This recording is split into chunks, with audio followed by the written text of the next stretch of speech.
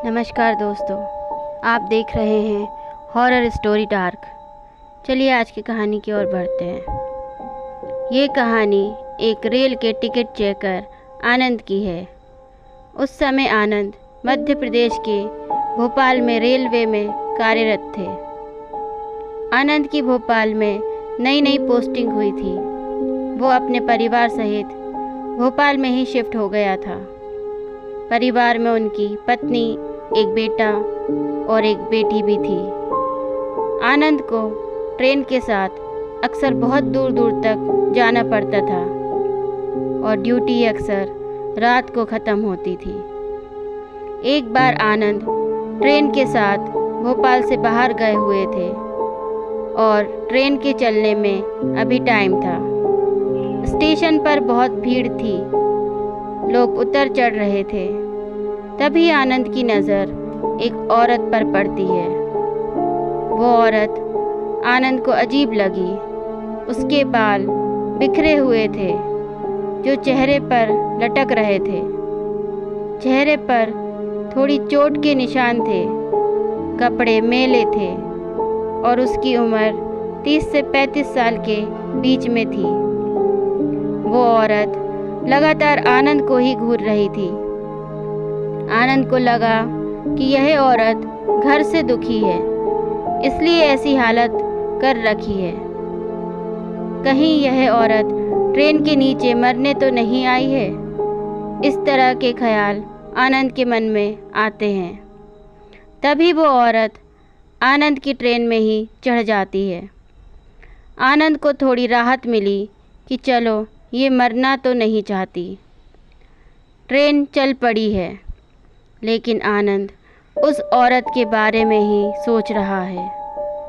आनंद ने सोचा चलो यात्रियों की टिकट चेक करने के बहाने उस औरत से मिल लूं और उसका हाल चाल देख लूं। आनंद चल पड़ा। ट्रेन के एक डब्बे से दूसरे डब्बे में ढूंढता रहा, लेकिन पूरी ट्रेन में आनंद को वो औरत कहीं नहीं मिलती है। आनंद हैरान रह जाता है कि आखिर वो गई कहाँ। उसके सामने तो इसी ट्रेन में चढ़ी थी। आनंद ने सोचा चलो छोड़ो, गई होगी कहीं। आगे भोपाल आने वाला था, जहाँ आनंद की ड्यूटी ख़त्म होने वाली थी। भोपाल स्टेशन से पहले एक और स्टेशन आना था, जिस पर आनंद को उसका एक दोस्त मिलने वाला था। वो भी टिकट चेकर ही था। वो स्टेशन आ जाता है। आनंद ट्रेन से उतरता है, अपने दोस्त से मिलता है और वो दोनों ट्रेन के आखिरी डब्बे के पास खड़े होकर चाय पीने लग जाते हैं। तभी आनंद की नज़र दूसरे प्लेटफॉर्म पर पड़ती है और वो देखता है कि वही औरत दूसरे प्लेटफॉर्म पटरी पर पैर नीचे लटका कर बैठी है। आनंद तेज आवाज में कहता है कि ए लड़की, कौन हो तुम? मरने आई हो क्या? पैर ऊपर करो, ट्रेन आने वाली है। वो औरत आनंद की तरफ देखती है। तभी आनंद का दोस्त चौकन्ना हो जाता है और ज़बरदस्ती करता हुआ आनंद को वापस ट्रेन में चढ़ा लेता है। ट्रेन चल पड़ती है। तुम वहाँ रुके क्यों नहीं? वो लड़की आत्महत्या करने के लिए बैठी थी, आनंद ने अपने दोस्त से गंभीरता से कहा। आनंद के दोस्त ने कहा कि जो तुमको दिखाई दे रही थी वो मुझे दिखाई नहीं दे रही थी। क्या मतलब? वो सबके सामने बैठी थी।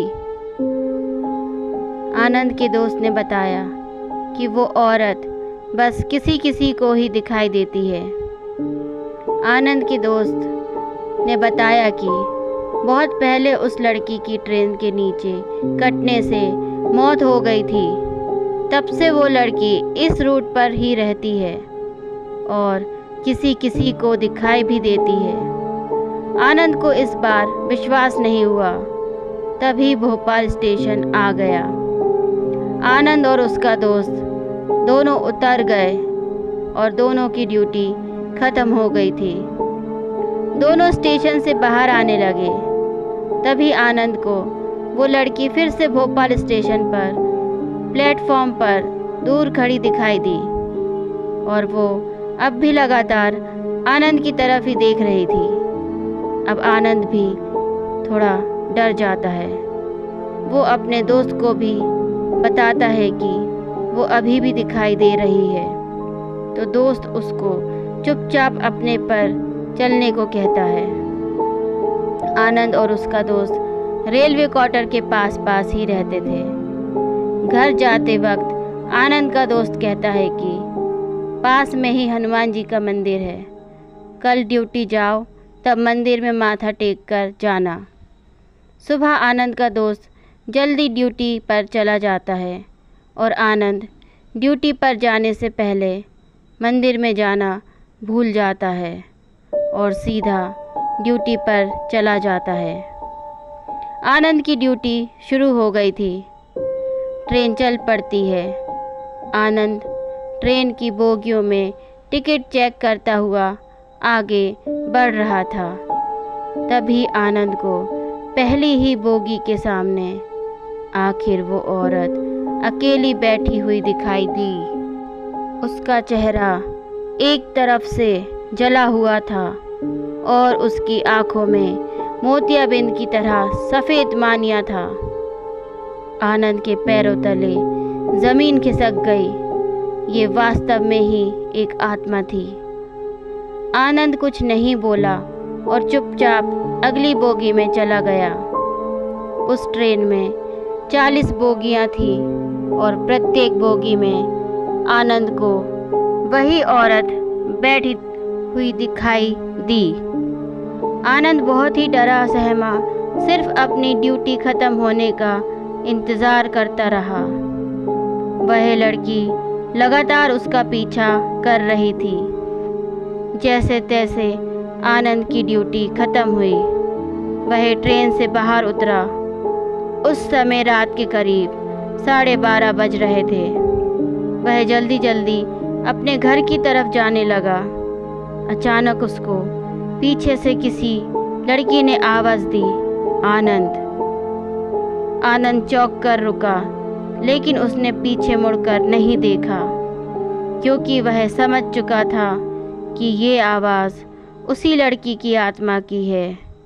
वह चलता गया, लेकिन उस लड़की ने दोबारा उसे पुकारा।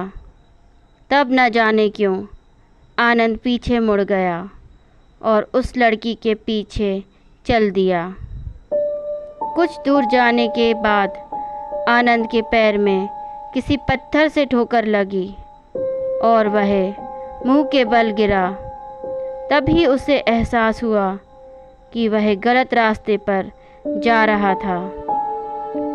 उसने अपने दोस्त से मिलकर ये सारी बात बताई। रेलवे स्टेशन से घर के रास्ते में भगवान हनुमान जी का एक मंदिर था। आनंद का दोस्त फौरन उसको लेकर हनुमान मंदिर चला जाता है और मंदिर के पुजारी को सब कुछ बताता है। पुजारी आनंद को देखता है और कहता है कि घबराओ मत, बहुत छोटी सी बात है, और गंभीर स्वर में आनंद के दोस्त की तरफ चेहरा करके कहता है कि उस आत्मा की बहुत शिकायतें आ रही हैं। कहीं मिले तो उसको समझा देना कि अंजाम ठीक नहीं होगा। यह कहकर पुजारी और आनंद का दोस्त थोड़ा मुस्कुराने लगते हैं। उनको देखकर ऐसा लग रहा था कि इस तरह की घटनाएं पहले भी कई लोगों के साथ हो चुकी है और इनके बारे में पुजारी और आनंद के दोस्त दोनों को पता है। मंदिर के पुजारी आनंद की गर्दन पकड़कर उसको हनुमान जी के चरणों की तरफ ढकेल देते हैं। आनंद हनुमान जी के चरण स्पर्श करता है।